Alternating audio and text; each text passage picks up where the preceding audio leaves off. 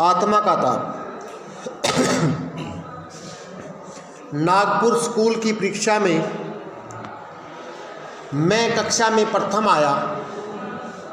10 में से 9 विषयों में मुझे विशेष योग्यता प्राप्त हुई। विशेष योग्यता मतलब बहुत अच्छे अंक प्राप्त हुए। इससे मुझे बड़ी उम्मीद मिली। पिताजी रिटायर हो चुके थे, अब मुझे नौकरी ढूंढनी थी। मैं गोंदिया, इनके महाराष्ट्र, जो कि महाराष्ट्र का एक ज़िला है शायद, मैं ड्राइंग का अध्यापक बन गया।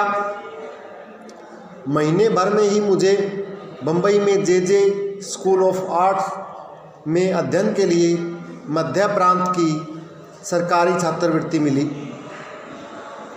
यह सितंबर 1943 की बात है। मैंने अमरावती, ये महाराष्ट्र में है, के गवर्नमेंट नॉर्मल स्कूल से त्यागपत्र दे दिया। जब तक मैं मुंबई पहुंचा तब तक जे स्कूल में दाखिले बंद हो चुके थे। दाखिला हो भी जाता तो उपस्थिति का प्रतिशत पूरा न हो पाता। छात्रवृत्ति वापस ले ली गई। सरकार ने मुझे अकोला में ड्राइंग अध्यापक की नौकरी देने की पेशकश की। मैंने तय किया कि मैं लौटूंगा नहीं, इनके वापस नहीं जाऊंगा, बम्बई में ही अध्ययन करूंगा। मुझे शहर पसंद आया, वातावरण पसंद आया। गैलरियाँ, जहाँ की गैलरियाँ होती हैं जहाँ पिक्चर पेंटिंग वगैरह रखी जाती हैं, और शहरों में अपने पहले मित्र पसंद आए।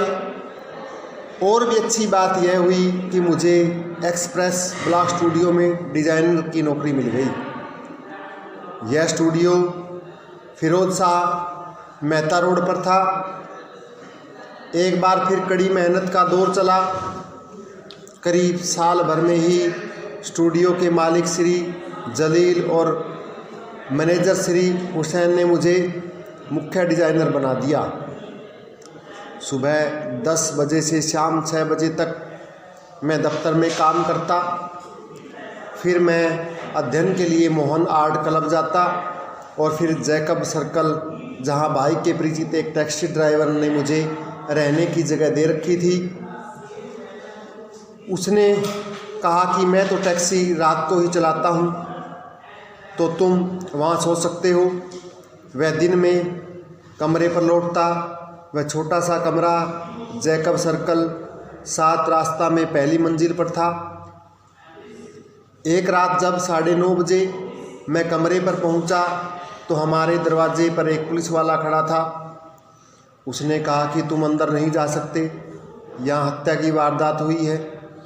हम लोग कभी भी राजनीति या किसी तरह की संदिग्ध गतिविधियों में शामिल नहीं हुए थे। मेरी तो अकल गुम हो गई थी। मैं तुरंत पुलिस स्टेशन जाकर कमिश्नर से मिला। उन्हें बताया कि मैं एक विद्यार्थी हूँ, जैकब सर्कल में रहता हूँ। मेरे कमरे के बाहर पुलिस वाला खड़ा है और मुझे अंदर नहीं जाने दे रहा। उन्होंने बताया कि मेरे टैक्सी ड्राइवर मित्र राल्फ पर या मुझ पर शक नहीं है। राल्फ की टैक्सी में किसी ने एक सवारी की छुरा मारकर हत्या कर दी थी। अगले दिन मैंने जलील साहब को राम कहानी सुनाई तो उन्होंने मुझे आर्ट डिपार्टमेंट में कमरा दे दिया। मैं फर्श पर सोता। वे मुझे रात 11-12 बजे तक गलियों के चित्र या और तरह के स्केच बनाते देखते। कभी कभी वे कहते कि तुम बहुत देर तक काम करते रह गए, अब सो जाओ। कुछ महीने बाद उन्होंने मुझे एक बहुत शानदार ठिकाना देने की पेशकश की। उनके चचेरे भाई के 6ठी मंजिल के फ्लैट का एक कमरा, उसमें 2 पलंग पड़े थे। उनकी योजना यह थी कि अगर मैं उनके यहाँ काम करता रहा तो मुझे कला विभाग का प्रमुख बना दिया जाए। मैं जैकब सर्कल का 7 रास्ते वाला घर और उसका गलीच वातावरण छोड़कर, जिनके गंदा वातावरण, गलीच होता है गंदा, नए ठिकाने पर आ गया और पूरी तरह से अपने काम में डूब गया। इसका परिणाम यह हुआ कि 4 वर्ष में 1948 में बॉम्बे आर्ट सोसाइटी का स्वर्ण पदक मुझे मिला। इस सम्मान को पाने वाला मैं सबसे कम आयु का कलाकार था। 2 वर्ष बाद मुझे फ्रांस सरकार की छात्रवृत्ति मिल गई। मैंने खुद को याद दिलाया, भगवान के घर देर है अंधेर नहीं। मेरे पहले 2 चित्र नवंबर 1943 में आर्ट सोसाइटी ऑफ इंडिया की प्रदर्शनी में प्रदर्शित हुए। उद्घाटन में मुझे आमंत्रित नहीं किया गया क्योंकि मैं जाना माना नाम नहीं था। अगले दिन मैंने द टाइम्स ऑफ इंडिया में प्रदर्शनी की समीक्षा पढ़ी।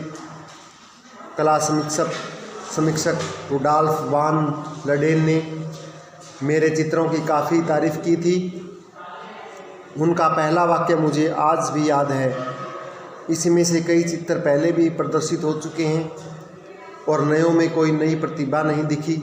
हाँ, S.H. रज्जा के नाम के छात्र के 1-2 जल रंग लुभावने हैं। उनमें संयोजन और रंगों के दक्ष प्रयोग की ज़बरदस्त समझदारी दिखती है। दोनों चित्र 40-40 रुपये में बिक गए। एक्सप्रेस ब्लॉक स्टूडियो में 8-10 घंटे रोज़ाना काम करने के बाद भी महीने भर में मुझे इतने रुपए नहीं मिल पाते थे। वेनिस अकादमी के प्रोफेसर वाल्टर लैंगहैमर से भेंट हुई तो उन्होंने जर्मन उच्चारण वाली अंग्रेजी में कहा, I loved your stuff mister Raza साहब, मुझे आपका काम पसंद आया। इसका मतलब ये है। रुडॉल्फ वान लडेन भी कृपा बनाए रखते थे। इसके बाद वियना के एक कला संग्रहालय सेमेनुअल